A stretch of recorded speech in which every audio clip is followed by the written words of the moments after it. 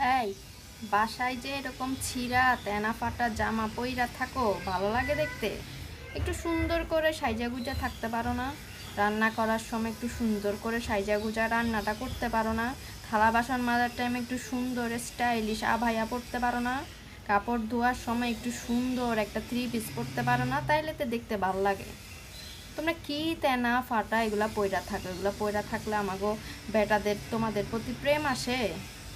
একটু সুন্দর করে সাইজা গুজা থাকতে পারো না? তাহলে তো আমরা আর পরে অন্য নারীর দিকে তাকাই না। তোমরা বাসায় যে তেনা ফাটা পইরা থাকো এগুলা দেখতে ভাল লাগে? কও দেখি। কি কও? বাসায় তো তেনা ফাটা না পইরা কি সুন্দর ওই স্টার প্লাসের নায়িকাদের মতো থাকবো?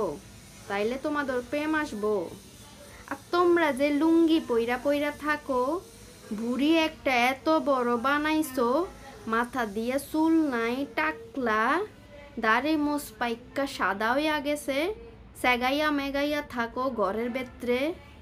আমাগো তোমাগো দেখলে প্রেম আইয়ে? লুঙ্গি যে পইরা পইরা হাঁটো, তখন আমাগো প্রেম আইয়ে তোমাগো দেখলে?